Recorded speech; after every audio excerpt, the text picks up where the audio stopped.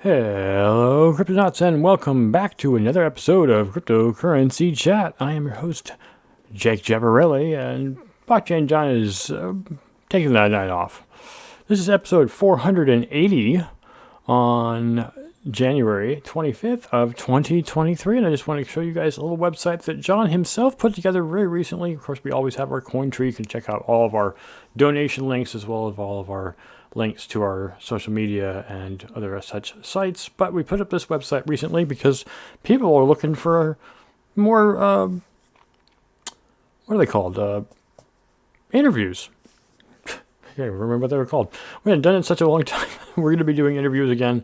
Not interviews for jobs, but interviews for people in the industry. So if you want to book, if you want to join us, you want to have your crypto company talked about through C3 Media, we'd really appreciate you can come here and book online with this little link right here. So let's just get into the news because that's all I wanted to talk about with this. So Celsius is hinting at a new token launch as part of a restructuring plan.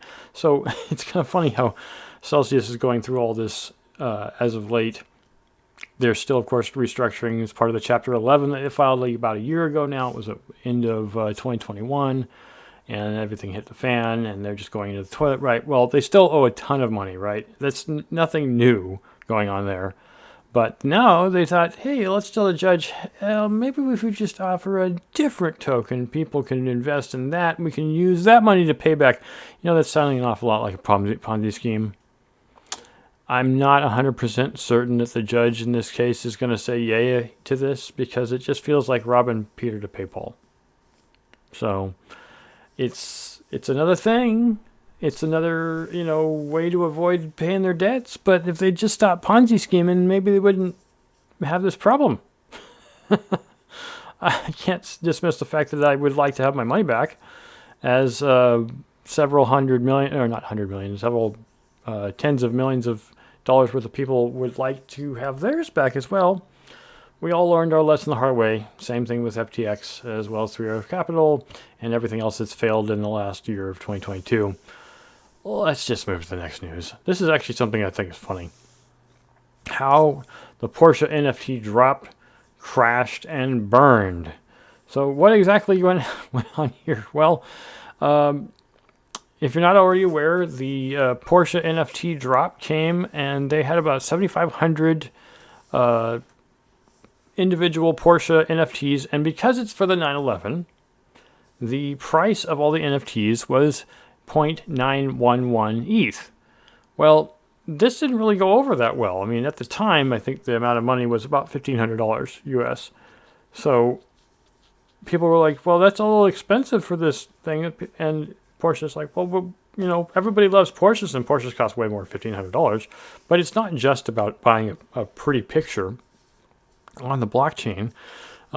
This is kind of an entry to other aspects. So it's like a key card, and I'm not saying a key card gets you into another Tesla. I was like Porsche. But anyways, when people weren't buying up the NFTs as quickly as Porsche was hoping, at least the Web3 company that was working on this, it just ceased, and people weren't willing to pay 0.911 ETH for each one of these NFTs. So they just said, all right, well, we're just going to cut it off and make them more scarce. We're going to cut it down by a certain number and say, there's only 1,800 now. So they kind of FOMO'd their way in and kind of pushed people to buy, like, oh, look, scarcity. We just created a bunch of scarcity. Like, it was already 7,500, NFTs. That's pretty scarce. That's not like 100 million NFTs. That's just an asset. So it failed. There's a lot of other NFT programs out there that aren't necessarily doing very well either. And this is just another example of mismanagement. There's a couple of tweets in here, I think, that people were... here we go. Farouk says, the mint didn't close, and the tweet made people fear missing out into minting more NFTs at 911 ETH. You can check on the chain, but the amount sold is pretty big in the last 2 hours since the tweet. Whoever is running ETH Porsche, you're not helping Porsche brand. You suck. I guess I mean it's a great sports car. I'm guessing. I know I don't want to piss any Porsche loving people off. There's plenty of people out there. I have several friends who own them. I've never been into the cars, but it's NFTs, and I like NFTs, so it would be nice if the company running this would do the right thing and make it all better. Hopefully, you never really know how much your cloud is worth until you try dropping an NFT. Moving on. So Roger Ver says he doesn't have to pay the $21 million that he owes to Genesis. Roger Ver is also known as Bitcoin Jesus. Why? Why, Roger Ver? Why are you just denying this? And frankly, this is kind of the rich man's burden. I don't know if that's the right way of applying it. It's kind of the I have a lot of money involved. I had a lot of money invested in this thing, and you have to prove that I owed it to you. And basically, he's kind of just saying, so sue me. Because he's already done this once with CoinFlex. CoinFlex CEO Mark Lamb claimed on Twitter that Ver owes the company $47 million and said he's already been issued a default notice and for failure to pay up. Well, Genesis also says that Roger Ver owes them little less than $21 million, and Roger Ver is doing the exact same thing to Genesis that he did to CoinFlex. He's basically going, so sue me. Basically, he's being a big-ass dick. And like I said, this is like some kind of burden that wealthy people have, and I've seen other wealthy people do the same thing. They're kind of like, yeah, it's a lot of money, and I know you need it, and it's going to cost you more money to try to get it away from me than it's worth the money, because you already don't have money. What are you going to do about it? And I'm not saying people haven't done it for less money. They certainly have. Kind of like in small claims court, or not even small claims court, but if you owe a company a certain amount of money, they're not going to go after you because it'll just cost them more than the amount of money you owe to go after you for it. So they kind of just have to take it as a loss, and it's a dick move. It's really a dick move. So he's just basically saying, I'm rich, so sue me. And it doesn't make you look like a nice person. I'm not saying, he even admits in his little Reddit that he had the money, but he's just not going to give it back. Like, sorry, not going to pay up. Go F yourselves. You're burning bridges, dude. You're burning bridges. It's going to be harder to get into another project with this, but he's probably saying the same thing. It's like, well, I get to keep the $61 million that I now not giving back to you guys. So, or whatever, it's not 61, it's $58 million. Or, no, it would be 68. Anyways, the point is, he's keeping the money and asking them to sue him. And I guess he can try to use that money. Of course, if he loses in court, then he has to pay that plus all their fees. So, I don't know if it's good or if it's bad. Just because you get into Bitcoin early doesn't mean you have to be a total dick. All right, moving on. So this one I'm really enthusiastic about. Ethereum NFT hit Doodles with launch Doodles 2 on the Flow blockchain. Why is Doodles going to the Flow blockchain? Solana and Polygon are perfectly useful. Did Flow offer the Ethereum the Doodles 2 group more money? Or does it just make it easier? I have no idea. Doodles is one of the most prominent Ethereum NFT projects around. Really? What about Bored Ape Yacht Club? Well, I guess the reason here is Bored Ape Yacht Club, you can't change your ape once you get it. And this is the thing that's kind of neat about Doodles, is that there's all kinds of options. So let me just show you real quick here. Let's see, turn the audio off and play this little duty here. Here are the options, a whole bunch of different things you can apparently change your doodle to look like. Now, one of the reasons that is mentioned in this article that is the reason they're going to the Flow blockchain, whether it be Solana or Polygon, is just the fact that the cost to change your doodle is a whole lot cheaper. Owners of Doodles 2 will be able to personalize them, the look of their avatars, including the body, apparel, expression, and accessories. That's pretty neat. I mean, you can literally make your avatar look different depending upon the day. And even though it's not necessarily game based, you can't. I mean, I guess you can own multiple BAYCs, and I'm sure people do. But then, there's no customization. I mean, even with mutant apes, you can get a different looking ape, but that's it. The way it is the way it is. You can't change it. I think this is really kind of brilliant because it kind of gives a gamification of NFTs, which is, in my opinion, a really good use for NFTs. They're cross-platform. You can change them. You can do all kinds of different things. Bored Ape Yacht Club was just the beginning. And I think in the near future, if not right away, other people are going to be following the exact same suit as Doodles. Obviously, Doodles are really popular. $700 million spent on these things so far. It's just going to get better and better as we go on. If a collector connects an Ethereum wallet and holds a Doodles NFT, the duplicator, that's DOOPLICATOR NFT, they can use the duplicator to create wearable customizations on Flow.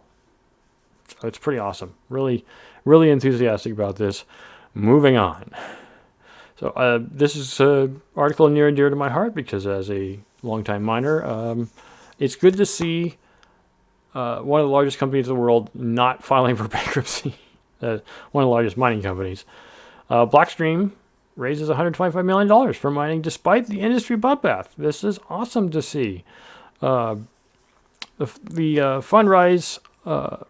fundraising allows to accelerate the year-over-year revenue. This is just a financial talk from the CEO that we created in 2021 Series B and continue to build infrastructure in the future Bitcoin economy, explained Eric Svensson, Blockchain's president and CFO, in a press release. The demand for Blockstream's hosting services remains high due to the company's strong track record and substantial scale, coupled with industry-wide shortage of available power capacity. Basically, they're taking advantage of the downturn in the market, which is exactly when it is best to mine, in my opinion. It's hard to do it because you need cash. But if you got cash, like they obviously do, then it's the best time to mine because it's relatively cheap. Less people are in the market mining. You have this advantage. So when the market recovers, you've basically paid less. And so this is brilliant. I'm so grateful to see at least one company on the up and up, which were my company too, but I never really stopped mining. Once you start mining, you almost never stop. And lastly, which I think this is last little entry here, is this company called Zebedee, Zebedee, is making it possible for you to listen to earn. To draw listeners in, the platform uses RSS feeds to make podcasts from other platforms available to its listeners. Using the Fountain app to listen to their favorite podcast, users can earn small amounts of Bitcoins. Small amounts being Satoshis. But basically, as you listen, you earn Satoshis. Now, we have also an interesting thing. If you're ever a guest on our podcast, per the thing I made at the top of the hour, you can earn C3 Media tokens. For every minute that a guest is on C3 Media's interview of a guest, you earn one C3 Media token. And because in the early days before it was a partnership between myself and John, I earned quite a few C3 Media tokens in the very beginning. Now, you can also earn C3 Media tokens by joining our Discord and just going into the economy channel and doing /work or /daily. I mean, every single hour you can get more and more. And at the beginning of every month, like it's coming up in only 6 days, basically a week from now, there will be a huge 10x to 500x. I think it's a 500x. And John really jacks up the price. Not price, but the amount you can get. And it's not like you're getting C3 Media tokens like this, Satoshis for nothing. C3 Media tokens can be traded for NFTs. So if you want an NFT that it's going to be blockchain, Raven or Evermore, you can get free NFTs just by coming and hanging out in the Discord and doing a / command in the economy channel. So we encourage everybody, if you want to participate or just talk to us. We'd love to hear from our viewers and our subscribers. It's always great to see you guys in the Discord.